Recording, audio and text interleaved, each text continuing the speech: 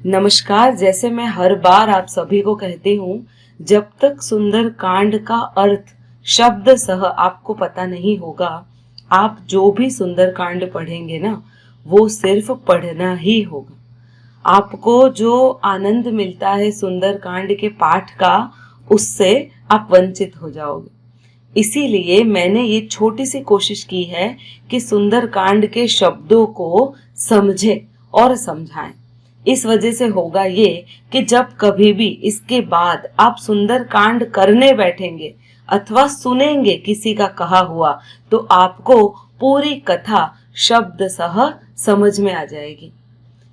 ये चीज ऐसी नहीं है कि हम नहीं समझेंगे तो कोई फर्क पड़ जाएगा, पर हाँ, उस चीज को समझने के बाद पढ़ने का जो आनंद है ना, वो और भी बढ़ जाता है। जैसे श्लोक यदि हम बोलते हैं तो उन श्लोकों का अर्थ पता हो ना, तो अर्थ पता होने के बाद उसका आनंद कई गुना ज्यादा होता है। हमारी उसमें इमोशंस कनेक्ट हो जाती है। इसी प्रकार यदि सुंदर कांड का पाठ समझ कर किया जाता है तो हमारे इमोशंस उससे अच्छे से जुड़ जाते हैं और उसका जो भी मानसिक, शारीरिक और आध्यात्मिक फल है वो हमें अवश्य प्राप्त होता है। तो आइए सुंदर कांड के दोहा नंबर 37 से हम शुरू करेंगे और दोहा 42 तक आज हम लेंगे। मेरी आप सभी से एक विनती है कि यदि अभी तक चैनल सब्सक्राइब नहीं किया है तो कर दीजिए और वीडियो को लाइक भी अवश्य कर दीजिएगा। इसे पूरा समझने की कोशिश कीजिएगा। यदि मेरे लायक कोई प्रश्न हो तो कमेंट में बताइएगा, मैं इम्प्रूव करने की अवश्य कोशिश करूंगी। चलिए शुरू करते हैं दोहा 37 से। इसके पहले के दोहे भी मैंने आगे की वीडियो में दिए हैं, तो आप मेरी प्लेलिस्ट में जाकर इसको चेक कर सकते हैं। सचिव बेद गुर तीनी, जो प्रिय बोलहि भय आस, राज धर्म तन तीनी कर, होई बेगहि नास। अब हमें पता था कि पिछले वीडियो में हमने ये देखा था कि रावण ने आके अपने जितने भी प्रधानमंत्री थे ना, उन सबसे पूछा कि बताओ क्या किया जाए। तब उन लोगों ने ये कहा कि अगर आपके सामने राक्षस और देवता भी नहीं टिक पाए तो मनुष्य और वानर तो क्या चीज है, किस खेत की मूली है। उनको गिनती में ही नहीं लेना चाहिए, ये लोग करते रहते हैं, हमें तो बस मजे करने हैं। अब इसका अर्थ यहाँ पर बताया है कि किस प्रकार रावण का अंत हुआ। अब देखते हैं। सचिव, बैद, गुर तीन, मतलब ये तीन जने कौन? एक तो है सचिव अर्थात मंत्री, वैद अर्थात डॉक्टर और गुरु। ये तीनों जो प्रिय बोल ही भय आस, जो लाभ या भय की वजह से सिर्फ सामने वाले के लिए अच्छा ही बोलते हैं। राज धर्म तन तीन कर, मतलब अगर सचिव है तो राजा, अगर वैद है तो शरीर और गुरु है तो धर्म। होई बेग ही नाश, इन तीनों का तुरंत ही नाश हो जाता है। मतलब यदि मंत्री, गुरु और वैद्य लोभ के मारे या डर के मारे सामने वाले को अर्थात राजा को या किसी पेशेंट को या फिर किसी व्यक्ति को सिर्फ अच्छा लगने वाले ही बात करने लगे ना, तो फिर जल्दी ही नाश हो जाता है इस चीज का। सोई रावण कहूं बनी सहाई, अस्तुति करही सुनाई सुनाई। रावण के लिए अब यही चीज हो गई थी कि हर कोई रावण की सिर्फ बड़ाइयां ही कर रहे थे और वो भी उसी के मुंह पर। अवसर जानी विभीषण आवा, ऐसा अवसर जानकर विभीषण तुरंत ही वहां पर सभा में आ जाता है। भ्राता चरण शीश उदेहि नावा, भाई के चरणों में आकर शीश नमाकर खड़ा हो जाता है। पुनि सिरु नाई बैठ निज आसन, फिर से शीश नमाकर अपने आसन को वो ग्रहण करता है। बोला बचन पाई अनुशासन, और भाई की आज्ञा लेकर वचन बोलना शुरू करता है। जो कृपाल पूछहि मोहि बाता, यदि कृपालु आप मुझसे कोई राय पूछते हैं, मति अनुरूप कहूं हित ताता, तो मैं अपनी बुद्धि के अनुसार आपके हित की बात करता हूं। यहाँ पर विभीषण ने रावण के बारे में एक शब्द भी गलत नहीं बोला था। विभीषण नहीं चाहता था कि रावण का कुछ बुरा हो, इसी वजह से वो उसकी बड़ाइयां नहीं कर रहा था, वो उसको सही बात बताने आया था। और जैसे हमें पता है, यदि हम बीमार हैं तो दवाई लेनी पड़ती है और दवाई हमेशा कड़वी ही होती है। उसी तरह से सत्य बात भी हमेशा कड़वी ही लगती है, और यही चीज रावण के साथ हुई। जो आपन चाहे कल्याणा, जो भी मनुष्य या यदि आप अपना कल्याण चाहते हो, सुज सुसुमति शुभ गति सुख नाना, जो सुजश सुबुद्धि शुभ गति और अत्यंत अलग अलग प्रकार के सुख चाहता है, सो पर नारी लीलार गोसाई, तजहु चौथ के चंद किनाई। वो पर नारी के ललाट को अर्थात पर नारी के मुख को चौथ के चंद्रमा के जैसा त्यज देता है। हम सभी को, जो भी लोग थोड़े से धार्मिक है, उन्हें चौथ के चंद्रमा की कहानी पता है कि गणेश जी ने चंद्रमा को श्राप दे दिया था कि वे उसका मुंह कोई भी देखेगा नहीं, जो भी देखेगा उस पर चोरी का आड़ लग जाएगा। फिर तो बाद में चंद्रमा ने महादेव और गणेश जी की बहुत सारी तपस्या की थी और आखिर में उन्होंने आशीर्वाद पा लिया था, पर फिर भी उनका श्राप चौथ के दिन तो अवश्य लगता है। अर्थात अमावस्या के बाद जो चौथ आती है, उस दिन के चंद्रमा का दर्शन वर्जित माना जाता है। जो भी दर्शन करता है उस पर कोई न कोई गलत इल्जाम अवश्य लगता है। तो विभीषण भी यही कहते हैं कि यदि आप सुख, यश, समृद्धि चाहते हो तो दूसरी स्त्री की तरफ देखना छोड़ दो। 14 भुवन एक पति होई, यदि 14 भुवन के भी एक ही स्वामी हो, भूत द्रोह तिष्ठई नहीं सोई, वो भी वहां के लोगों का या जीवों से वैर करके ठहर नहीं सकता। गुण सागर नागर नर जोऊं, अल्प लोभ भल कहे न को।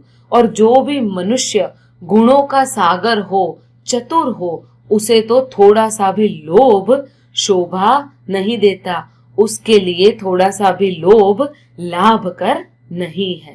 काम क्रोध मद लोभ सब, नाथ नरक के पंथ।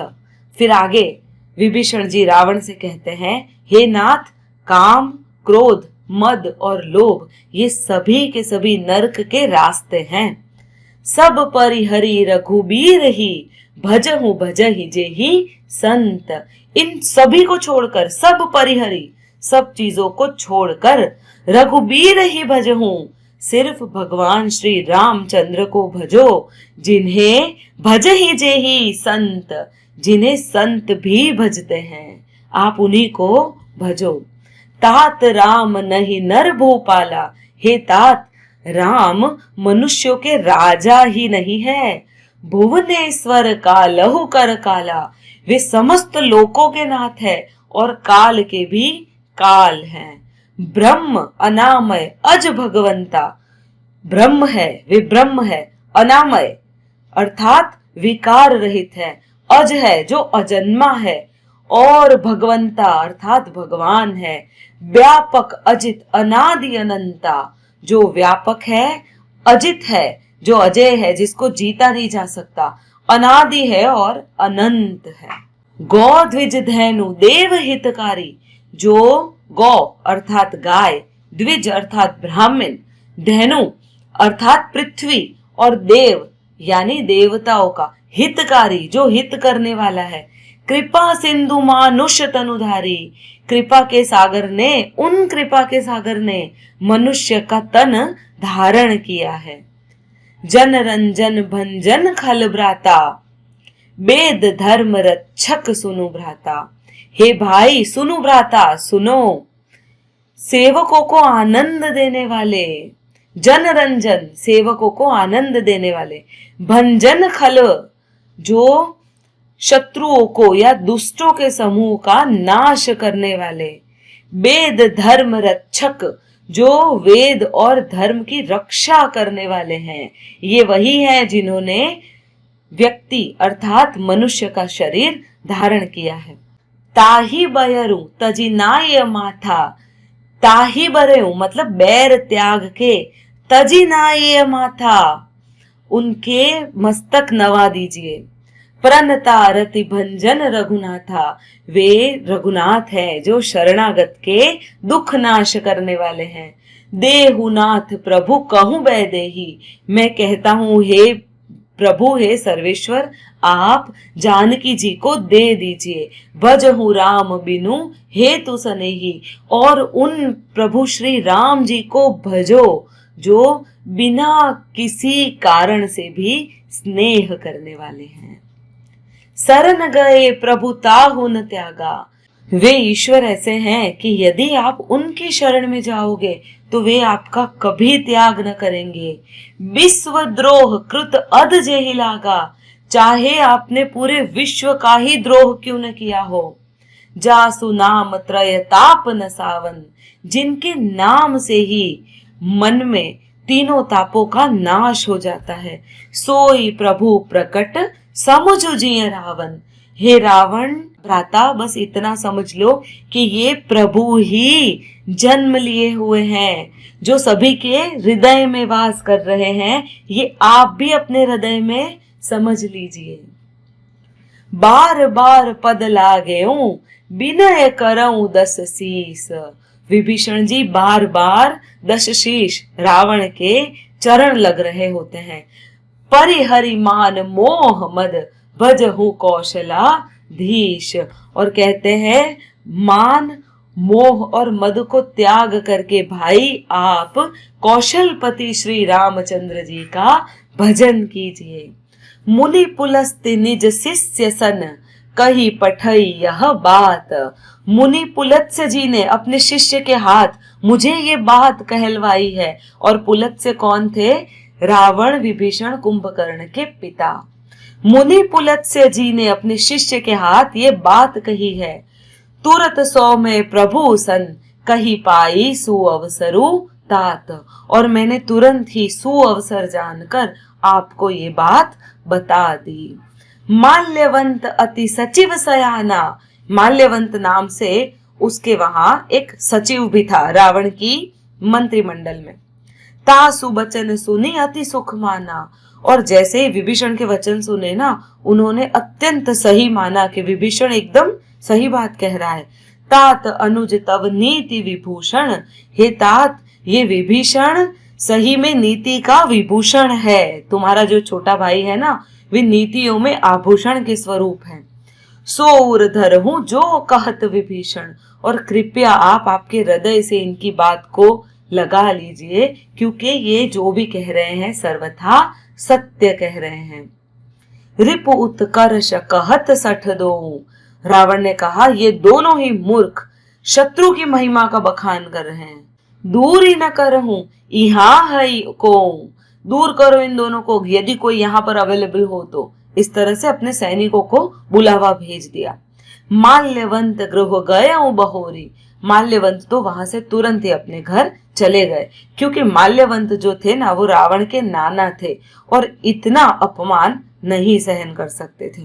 कहई विभीषणु पुनि कर जोरू, पर विभीषण ने तो फिर से हाथ जोड़कर उनसे कहने लगे।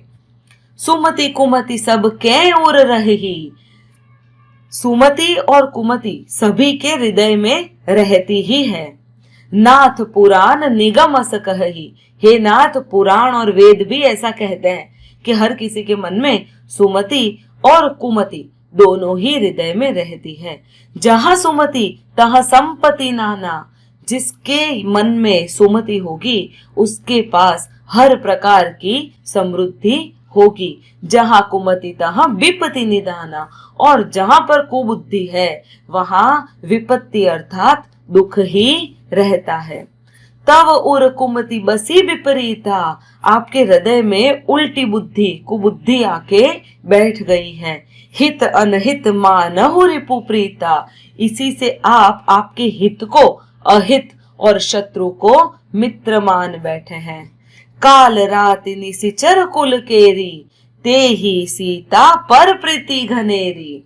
निशिचर कुल घेरी, जो राक्षसों के लिए, राक्षसों के कुल के लिए काल रात्रि के समान है ना, ते ही सीता पर प्रीति घनेरी, वैसी सीता पे आपकी प्रीति बहुत हो गई है।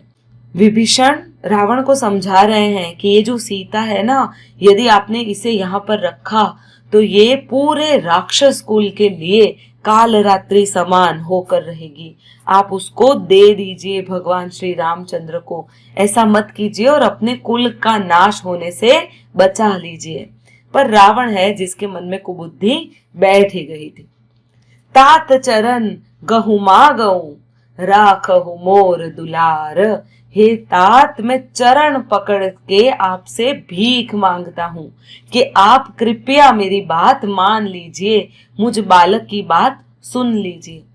सीता देहु राम कहू अहित न होए तुम्हार, श्री राम जी को सीता दे दीजिए जिसमें आपका अहित नहीं होगा। बुध पुराण श्रुति सम्मत बानी, विभीषण ने कैसी वाणी कही थी सुनिए। बुध पुराण श्रुति सम्मत बानी, कही विभीषण नीति बखानी। विभीषण ने पंडितों जैसी पुराणों और वेदों द्वारा संबोधित या सम्मत वाणी से नीति बखान कर कही है उनको। पूरी नीति जो पुराणों में लिखी है, पंडित जो कहते हैं, ज्ञानी विद्वान लोग जो कहते हैं, ये कहा था रावण को। सुनत दशानन उठा रिसाई, और जैसे ही दशानन ने ये सुना उठकर रिसा गया, गुस्सा होने लग गया। खल तो ही निकट मृत्यु अब आई, हे मूर्ख तेरी तो मृत्यु अब निश्चित ही निकट आ गई है। और विभीषण को रावण इस तरह से हड़कार देता है। जियसी सदा सठ मोर जियावा, अरे तू तो मेरे टुकड़ों पे पल रहा है। जियसी मतलब जी रहा है, सदा, सठ मतलब मूर्ख, सदा मतलब हमेशा, मेरे जिलाने से तू जी रहा है। मैं तुझे खिलाता हूं और तू खा रहा है, तेरे में कोई औकात नहीं है। रिपु कर पच्छ मूढ़ तो ही भावा, रिपु अर्थात शत्रु, और शत्रु के ही पक्ष तुझे भा रहा है, वही तुझे अच्छा लग रहा है। कहसी न खल अस को जग माही, अरे दुष्ट जगत में ऐसा कौन है, भुज बल जाही जीता मैं नाही, जिसे मैं अपनी भुजाओं के बल से जीता न हो।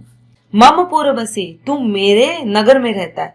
तपसिन्ह पर प्रीति, और तपस्वियों पर प्रीति करता है। सठ मिलु जाई तिन्ह ही कहु नीति, मूर्ख उन्हीं से जा मिल और उन्हीं से प्रीति कर ले, मुझसे प्रीति करने की अब कोई आवश्यकता नहीं है। अस कही किन्हे सी चरण प्रहारा, और ऐसा कहकर रावण ने विभीषण को एक लात मार दी। अनुज गहे पद बारही बारा, और फिर भी विभीषण छोटा भाई है और आकर वापस पैर में गिर जाता है, बार बार उसके पैर लगता है। उमा संत कई इहई बढ़ाई, मंद करत जो करई भलाई। महादेव जी उमा को कहते हैं, उमा ये सत्य ही कहा है कि संत उन्हीं को कहा जाता है। संत की यही महिमा है कि जो उनके साथ बुरा करता है ना, वो उसके साथ भी भला ही करता जाता है। रावण ने विभीषण को लात मारी थी, फिर भी विभीषण रावण की भलाई चाहने के लिए उसके पैरों में बार बार गिर पड़ता है, बार बार उसके पैरों को पकड़ता है और कहता है कृपया ऐसा ना करे, सीता को दे दीजिए। तुम्ह पितु सरिस भले ही मोहि मारा, राम भजे हित नाथ तुम्हारा।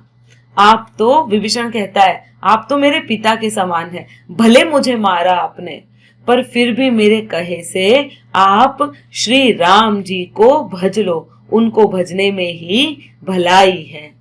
सचिव संग ले नभ पथ गयऊं, सब ही सुनाई कहत अस भयऊं।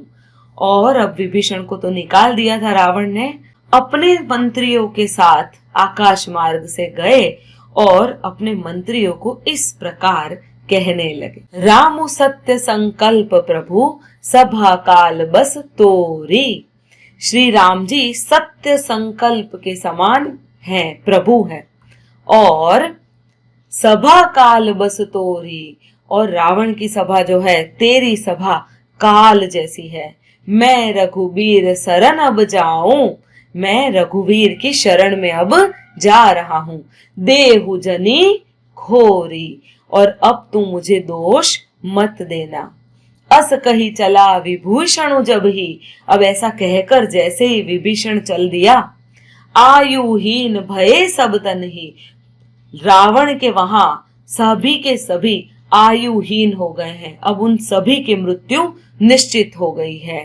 साधु अवज्ञा तुरत भवानी, महादेव कहते हैं भवानी, जो भी संत साधु का अपमान करता है, कर कल्याण अखिल के हानि, वे अपना कल्याण नहीं हानि ही कर देता है। रावण जब ही विभीषण त्यागा, जैसे ही जिस क्षण रावण ने विभीषण को त्याग दिया, भयो विभव बिनु तब ही अभागा, उसी क्षण रावण अभागा हो गया था, बिना भाग्य का, वैभव ऐश्वर्य के बिना हो गया था। चले हर्षि रघुनायक पाही, और विभीषण तो हर्षित होकर रघुनाथ जी के पास जा रहे हैं। करत मनोरथ बहुमन माही, और अपने मन में बहुत अच्छे मनोरथों को कर रहे थे, खूब हर्षित हो रहे। देखिए जाई चरण जल जाता, भगवान के कोमल लाल वर्ण के चरण अब मैं देखूंगा। अरुण मृदुल सेवक सुखदाता, जो सेवकों को सुख देने वाले हैं, ऐसे अरुण अर्थात लाल कलर के, मृदुल मतलब कोमल, और जो सेवकों को सुख देने वाले हैं, ऐसे चरणों को देखूंगा। जे पद पर से तेरी ऋषि नारी, जिन चरणों का स्पर्श करके ऋषि पत्नी तर गई। कौन ऋषि पत्नी? अहल्या। दंडक कानन पावनकारी, जो दंडक वन को पवित्र करने वाले चरण हैं, आज मैं उनके दर्शन करूंगा। जे पद जनक सुता और लाए, जिनके चरणों को जनक सुता जानकी माता अपने हृदय में रखती है। कपट कुरंग सर धर धाये, और जो कपट मृग के साथ पृथ्वी पर दौड़े थे। हर उर सर सरोज पद जेई, जिनके चरण कमलों को तो साक्षात शिवजी ने भी अपने हृदय में स्थान दे रखा है। अहो भाग्य मैं देखी हूं तेई, मेरा अहो भाग्य है कि मैं उनके चरण कमलों को देखूंगा। जिन्ह पायन्ह के पदुकन ही, भरतु रहे मन लाई, जिन चरणों की पादुकाओं में भरत जी ने अपना मन लगा रखा है। ते पद आजु बिलो की हूं, इन्ह नयनी अब जाई, आज मैं उन्हीं चरणों को अपने नेत्रों से जाकर देखूंगा। यही विधि करत सप्रेम विचारा, इस प्रकार विभीषण विचार कर रहे थे। आयो सपदी सिंधु यही पारा, और शीघ्र ही समुद्र के इस पार आ पहुंचे। कपिन विभीषण आवत देखा, अब वानरों ने विभीषण को आते हुए देखा। जाना को रिपुदूत विशेषा, और जाना कि अवश्य शत्रु का कोई दूत यहाँ पर आ गया है। ताहि राखे कपिस पही आए, और उन्हें वहीं ठहरा कर, विभीषण को समंदर के किनारे ठहराकर समाचार सब ताहि सुनाए। सुग्रीव के पास आए और सारे समाचार सुनाए।